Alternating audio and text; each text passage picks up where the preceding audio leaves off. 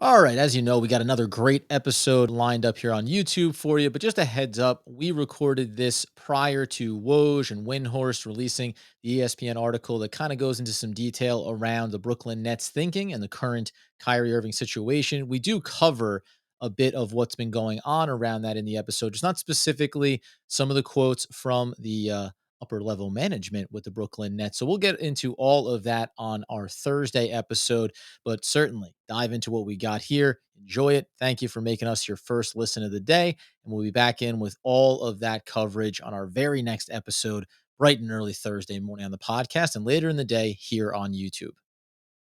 All right. Thanks for making Locked On Nets your first listen of the day. Much appreciated. We got a really great episode, buddy. Hit us with the beats. As much as we want to move into the regular season, there's still the offseason concerns around one Kyrie Irving and his status heading into this championship campaign.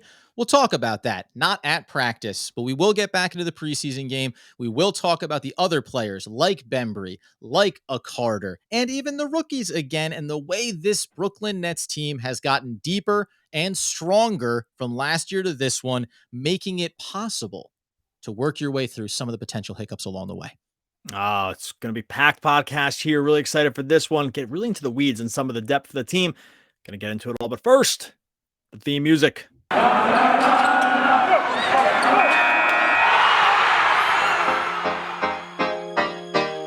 You are Locked On Nets, your daily Brooklyn Nets podcast. Part of the Locked On Podcast Network, your team every day.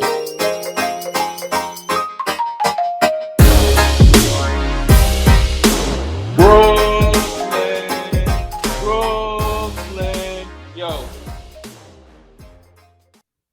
All right, welcome back to the Locked On Nets podcast on the Locked On Podcast Network, your team, the Brooklyn Nets. Every single day over there, flexing in the background is Adam Armbrecht. You can follow him at Adam Armbrecht on Twitter. Also doing the One Giant podcast if you're into the New York Football Giants. I am Doug Norrie. Got so excited to say my own name. Doug Norrie. You can follow me at Doug Norrie on Twitter. It's one of the benefits of having names that no one else in the world has. You just get to have your own names on social media and your emails and stuff like that. It's a disaster on other things because like no one knows how to spell your name. You know, it never comes out right. You have to redo it. But in general, like overall other life stuff, there's a huge win. So at Adam Arbrecht, at Doug Norrie, buddy, how are we doing heading into a Wednesday? Preseason in full effect here. The amount of times that a solicitor has called me and said, "Mr. Amberchet, I'd love to speak with you about a great product we have for you." And go, buddy, I would have given you a shot. I would have given you a taste of it, but so close, so close. Listen, it is preseason; it's in full effect, as you say, and that's cool. We have some more takeaways from the first preseason game. We didn't get to quite everybody on the roster, including Nick Claxton. Some maybe things that we can learn from the minute shares, but Kyrie Irving, if nothing else, is the gift that keeps on giving as he continues to not be at practice now. The Nets are back there. They have a Friday night second preseason game. He's not practicing. He can't be in the facility. Obviously, that indicates that he still remains unvaccinated. And this is where we are. I know we've covered it before, but we're getting closer, though, right? You and I talked about how I think this just get taken care of before the season, and this all kind of becomes a bunch of off-season fodder. Not too far away though, right? We're getting about 10 days out from the start of the NBA season, and Kyrie, as of now, is not going to be able to play in Brooklyn. Yeah, I mean, that's, I don't know. I mean, I'm hoping that this is not something we're talking about heading into the first game of the season. Well, it won't be. Okay, so it's not going to be a problem. I put this in quotes. It's not going to be something we talk about heading into the first game of the season because that first game of the year, the actual first game is in Milwaukee where he's currently eligible to play. So that he is going to play in the first game of the season. He's going to play in the first two games of the season, barring something else non-COVID related, because they're both on the road. But all these practices, because they're practicing at home right now, the next two preseason games against the Bucks, which they play on Friday, and then the Timberwolves, which they play next week, he would not be eligible to play. So I don't know what the status is going to be for the other starters. We just went through a preseason game where KD and Harden didn't play, and a bunch of other guys didn't either. So maybe it's a non-issue. Like maybe the Nets are not incentivized to play these guys because they're looking for roster decisions, and they're just not so worried about fit at this point of the year, which would make that part of it a non-issue. but we are pushing up against running the risk of talking about this for weeks to come, because doesn't seem like it's going to be resolved prior to the first Nets home game. Although I could be wrong about that. Yeah, and I'll put a little link up above my head here for YouTube. You can go check out our episode talking about Joseph Tsai seemingly sending a very clear message to Kyrie about what he wants to see happen ahead of the season. We've said this before. We had this discussion on that episode, but does this get to a place where you just mentioned the first two games of the season? Okay, well, they're both on the road, so that's fine. But it, my sense is that the net, it's going to be one or the other, though. Either you're going to play those first two games on the road because you're going to play at home when we get back there because you've gotten the vaccine, or you're not. That there has to be some world where that is what the Nets are trying to push for. I do wonder behind closed doors, how hard are they pushing Kyrie on this? As opposed to, are they still treating it the way it was in the courtship phase of signing him and Katie and everybody else, and walking on those proverbial eggshells a little bit around massaging Kyrie to the ultimate goal, which may just be waiting it out. And Kyrie may ultimately do what everyone assumes he was going to, which is put himself in a spot to be able to play all 82 games. Yeah, I don't know. I did. I made a quick mistake here. I missed the game. They have another preseason game in Philadelphia prior to on the 11th. So it's Friday the 8th is versus Milwaukee at Brooklyn. He would not be eligible to play in that game. They have a game in Philadelphia. If they chose to play those guys, he would or the starters in any fashion, he would be eligible to play in that one. Back to the 14th against Minnesota, ineligible to play under the current situation. And I think even with the timelines around the vaccines, even if it were to happen today to start, I think the timeline would still be Yeah, you have to be X amount of days out of the first dose, right? Right. Yeah, so 14 days or something like that.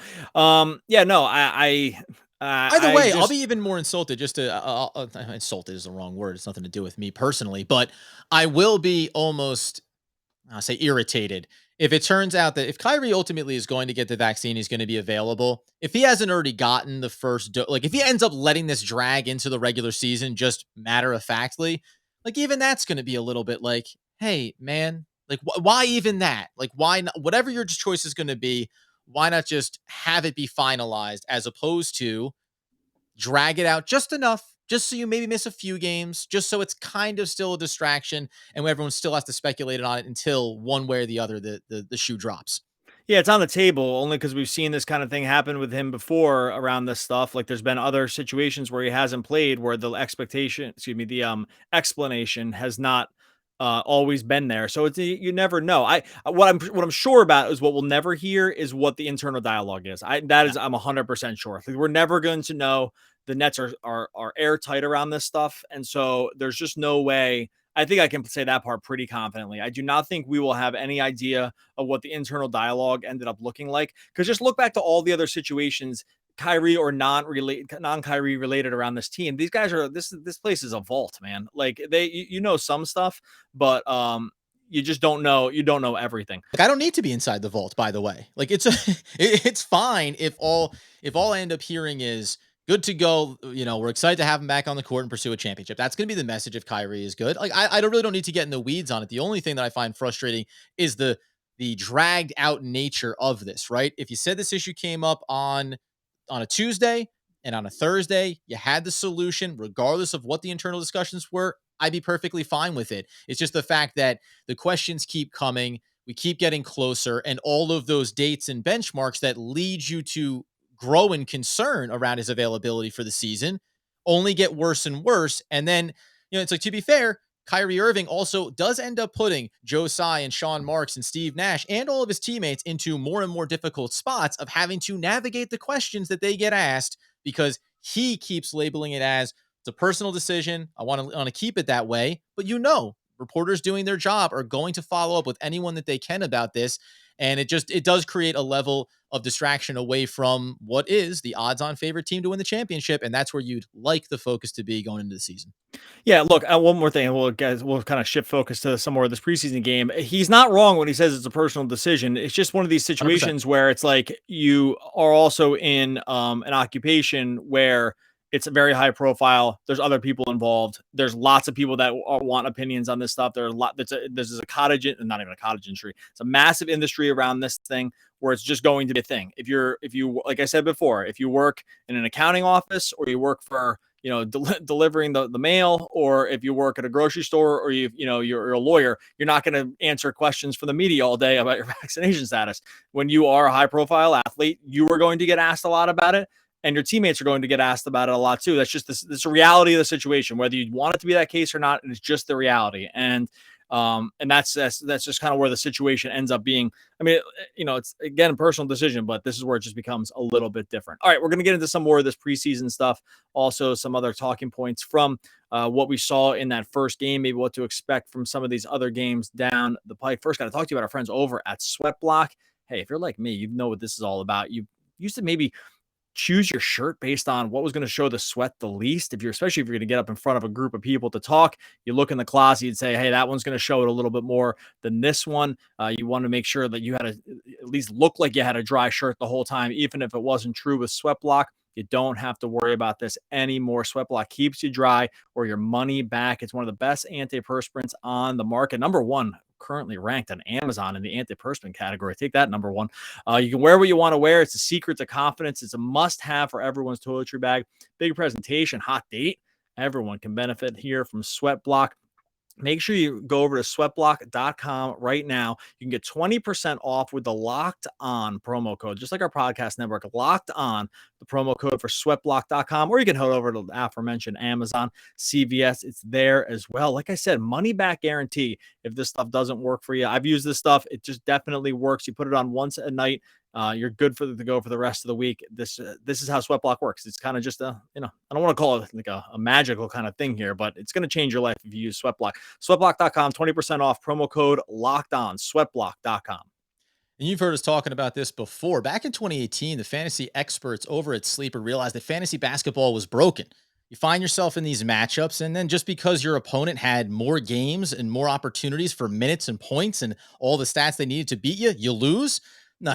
So in 2020, they went ahead and released a brand new way of playing fantasy basketball. It's called Game Pick, and it's the only available on Sleeper. An in-game pick, owners pick a single game per week for each starter to count towards their team's score, ensuring an even number of games played between opponents. The days of losing because your opponent simply had more scheduled games, gone. The days of that in-between busy work trying to figure out those low-level players to squeeze in there, no, those are done too. Giving up halfway through the season, no, you're not going to have to worry about that anymore because it's a level playing field where you get to put your strategy up against the opposition. You can base it on, like you would, player matchups, home versus away, opponent's offensive rankings. Safe bet, start KD every single time you can. He's going to be the player to choose. All of that adds up to more strategy and less busy work. Whether you prefer redraft keepers or dynasty, Game Picks has you covered. Sleeper cracked the fantasy basketball code, and if you play fantasy basketball, you got to download the app and start a Game Pick league right now today, as the season is just around the corner. If you prefer building out a weekly strategy versus that daily grind, this is the one for you. You're going to love Game Picks. Download the Sleeper app and start a league with your buddies today. You will not be disappointed.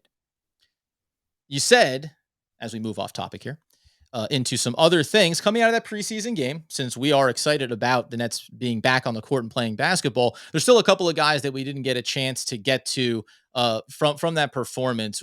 I don't know what order per se you want to go in here. I did have I think we touched on this in the last episode, or both those episodes, first on the rookies and then getting into some of the veteran presence and really just saying, man, this team has gotten deeper and stronger all throughout the roster. A player like Bembry, who we don't even know if he's going to make the roster on his partially guaranteed contract, but when I watched his little flash of minutes in the game, seeing a guy that was able to navigate through the court, find some open space for himself, and then when he picked up the ball in possession, also able to distribute it to the perimeter for some looks for outside shooters, like this to me, it speaks to the addition of a Millsap. It speaks to the addition of LMA, just high basketball IQ guys that have a lot of experience in the league and know how to step on the court and just play, as opposed to needing to worry about how pieces are going to fit together. We don't have to belabor too much on him, but I think that that's just kind of a a narrative we're going to hear heading into the season about how much deeper this team has made themselves. I thought it was interesting that he got the start, Mhm. just because of who else they sort of started around him that we sort of know is going to be on the team at this point. Javon Carter is going to be on the team. They wanted to bring him a backup point guard. He's going to be a pretty important piece. He's not in the Chiosa Mike James mold that we saw before, where it was like kind of quick lightning, quick transition guys. But I think Carter is going to be on the team, and obviously we know Brown and Aldridge and Millsap are. I thought it was interesting that that Bembry started in this one. I do think it was a little bit more about where they just had in terms of availability. Like they didn't want to start the rookies clearly, but they wanted the rookies to get some playing time. Right. And so many other guys like Mills and Harris who might have started in that spot just didn't play also. And so I don't know. I can't tell if it was it's hard to judge like what the situation was. Like it's cool that he started. I also wonder if there was just that was kind of all that was left because they didn't want to choose one rookie to start, and there wasn't really much in the way of guards or wings left. Like, you know what I mean? So Product it's of design or necessity. I yeah, may be because hedging towards necessity, but you still have to put at least a little bit of stock into the fact that he was out there to start the game. right. So right, because if you look at the rest of the guys that played, like there are a couple more bigs like Claxton, Kaycock, and Sharp. Dumboya, it was almost like they didn't want to show favorites. Weirdly, like Right. he's a veteran and he's been on other basketball teams in the past. He was with the Raptors, and so he's had his own playing time, so it's not going to look crazy. And I sometimes wonder what the exact fit for him is going to be on the team. The partially guaranteed contract's a little concerning about him coming out of camp here. I think he probably makes the team, but I guess my point is while I was surprised that he started the game, I don't want to read too much into it because if you look at the rest of the roster who played, you can't really make a good logical argument for the rest of the guys if you're grouping them all together, right? Like Right.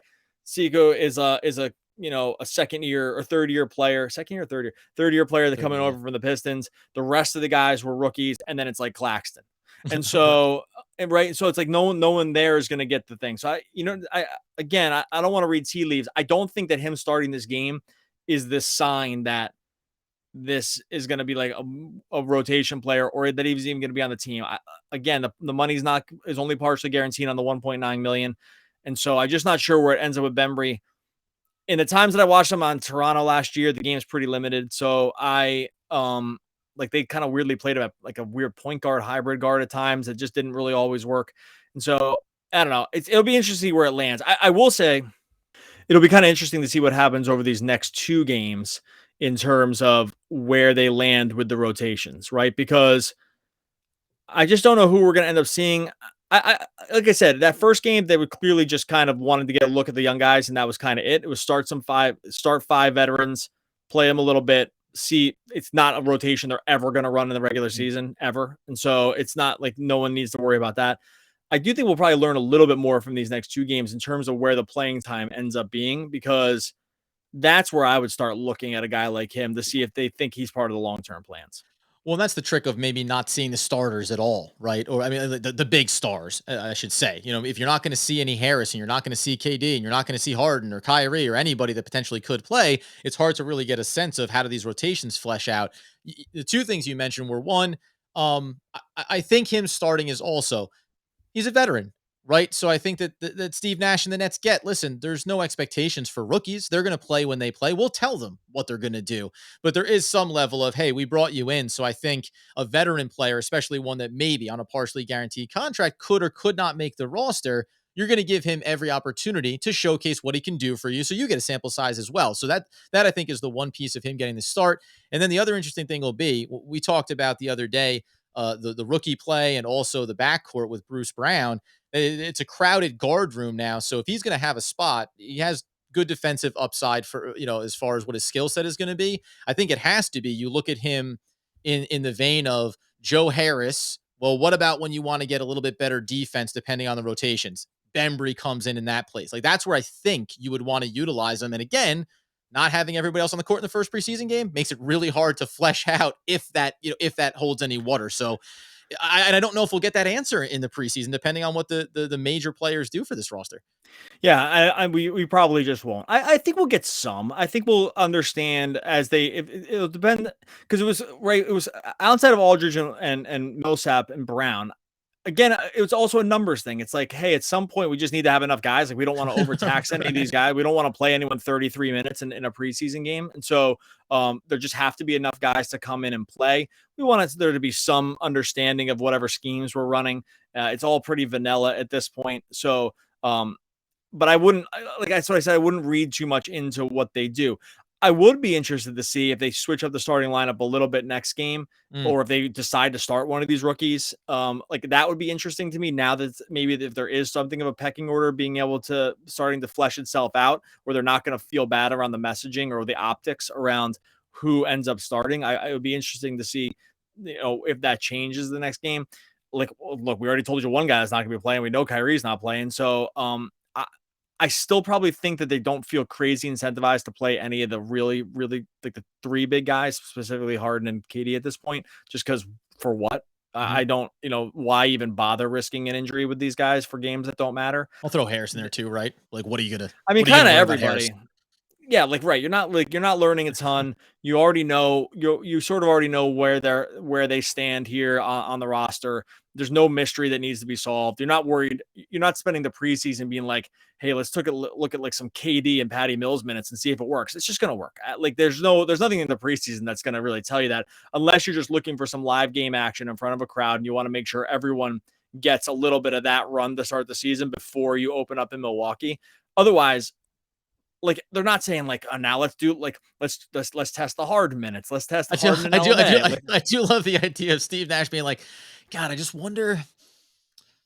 wonder how Katie's gonna work with, and then like looking down the roster and being like, yep, yep, yep, and go, oh, sorry, I spaced out for a second. It was Kevin Durant. I get it now. This is why it's actually even more important to play these other guys, right? Because the questions around the other players are totally solved. Right. It's around the main players. Now, so look, we saw with the Heat yesterday, the Heat go out and play Lowry in the first game of their preseason. I'm just cherry picking this one, but they play him in their first preseason game because it's his first time in a Heat uniform. Right. He's out there with Tyler Hero. There's a couple other, they didn't play the full team either, but it's his first time out there. Let's have him get out there in a Heat uniform. The Nets really don't have situations like that outside of really Patty Mills, right? Everyone else that counts at this point for the early part of it was basically on the team except for Mills and Millsap, and Millsap just played.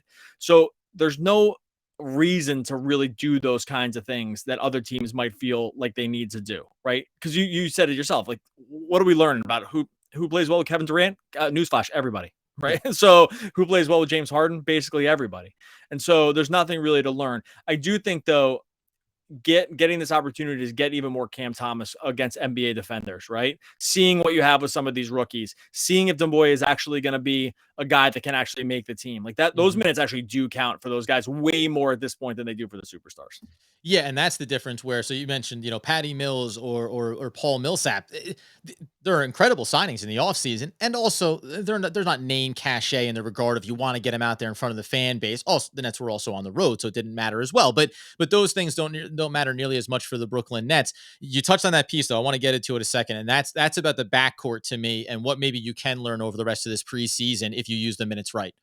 Yeah, we'll talk about that in a second. First, got to talk about our friends over at Bet Online. We've been talking about these guys for a while right now. Bet Online, one of the best places, or the best place to get your bets in on everything you could imagine. Right now, obviously, pro and college football is going hot and heavy. Basketball right around the corner. They have all the future bets that you could ever dream of over at Bet Online. MVP odds, championship odds. Like I said, just go over and look at the Nets championship odds. Just warm your hands over that hot glowing fire of where their odds stand right now on Bet Online. I'll save it for you. They're the top seed. You can get all that and more over at Bet Online. New interface, so it's super easy to use. They have odds, props, contests, everything you can imagine. Number one source for everything football as well. If you're heading into Sunday, head on over to Bet Online on your mobile device or your computer. Sign up today.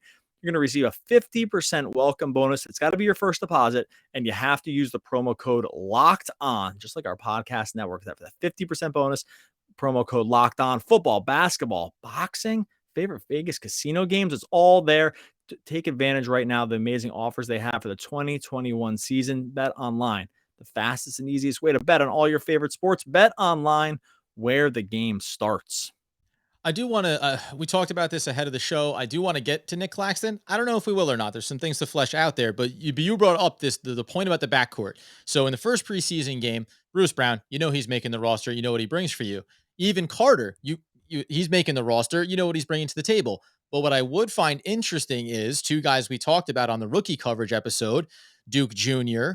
up for that second two-way contract, and also thinking about Cam Thomas. You mentioned, right? Who knows? Like, we don't think that there's any imminent need to give him a secured role or a spot that he's going to have to step up and play major minutes or anything else. Whether or not the Kyrie situation plays a factor into any of it, I do think there is flexibility and fluctuation around. Carter can get bumped down the rotation list. That doesn't matter at all. If Duke Jr. or Cam Thomas shows that they are capable and ready to walk into the NBA season, boom, that switch gets made, and all of a sudden you have a different dynamic there, and they can figure that out in another two or three preseason games. And this is where the Kyrie thing is both a problem and sort of not a short-term problem, right? Last year, the guard depth was not great after we saw this happen over the course of the season. It was supposed to be good. They were supposed to have let Spencer Dinwiddie to start the year, right? And he tears it. Well, they did have him to start the year. They were supposed to have him all year. He tears his ACL, right?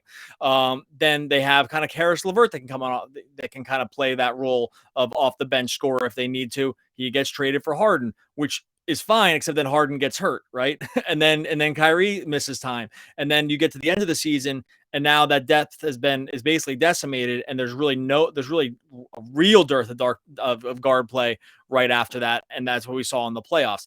They've cured a lot of that problem to start the season here, at least, right? You mentioned Javon Carter, you mentioned Cam Thomas.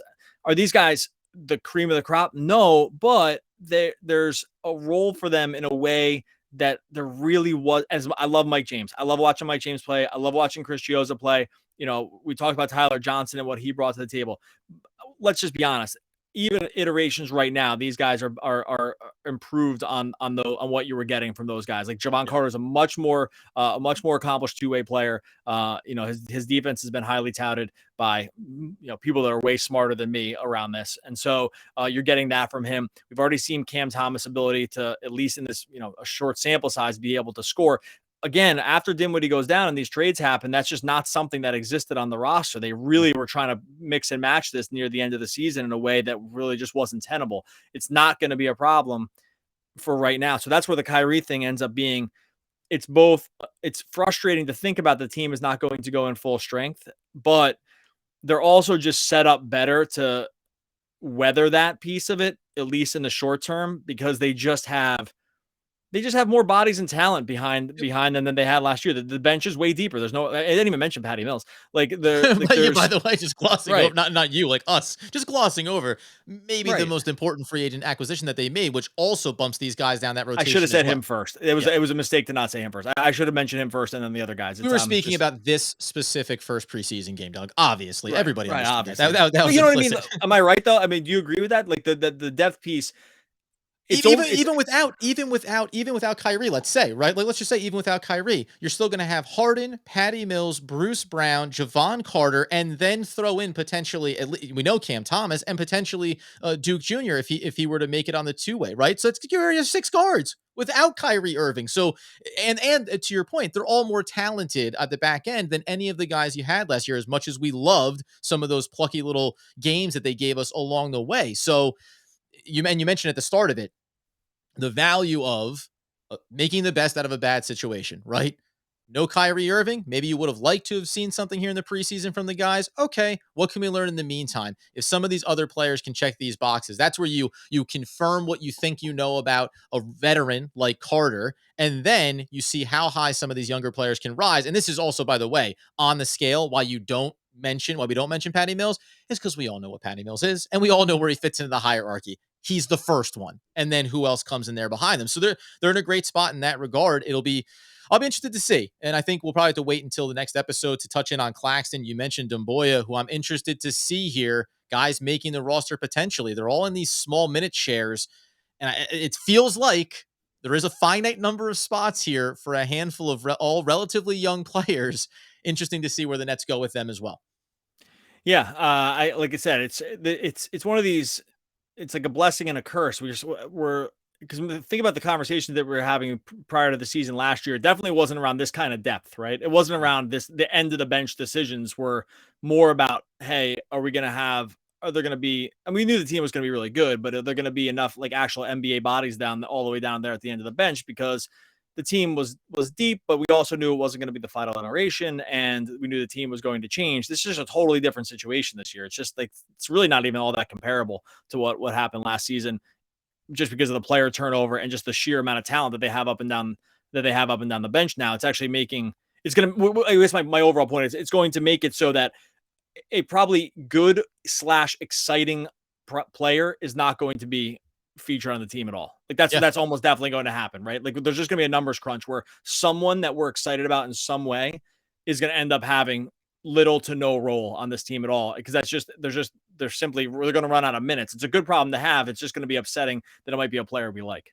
Yeah, and the player pool is already established, unlike going into last year. Now it's about refining the numbers and setting the rotations. Last year, it was still very much up in the air. So this is also a nice progress to see that the Nets are, again, getting tighter, right? Getting stronger as we think about wanting to win that championship. So there's still more, we were talking about this pre-show in a weird analogy, but there's still more meat on this bone, Doug. We'll have to come back in and do it all again. Just want to say a couple things. One, thanks for making Locked On Nets your first listen. We really appreciate the numbers. We had one of our best ever download days the other day. And this is out of the season as we gear up for the season. It's so awesome to see people coming here, jumping in to start the year that's hasn't even really started yet. And those numbers, it's just it's such a buoy, wind in the sails to see those numbers climb up. So really appreciative making Locked On Nets your first listen. You can also definitely check us out over on YouTube. Seeing that subscriber number going up is really just super positive. Also, the link has been in the show notes. Go and check that out. Really good views on the last couple episodes about Kyrie, about Cam Thomas. So really excited what we have going on YouTube. Every single episode this year and more is going to be up on YouTube. So make sure you subscribe over to you on YouTube. The link will be in the show notes. And as we say, a lot of rookies for this Nets roster, a lot of growth. They all seem like they're really ready to get out there and play if needed for the Brooklyn Nets. But there's a process here, and no player more than this one could really set a path for these young stars to have success. My rookie year, I was very immature. Denny Rodman.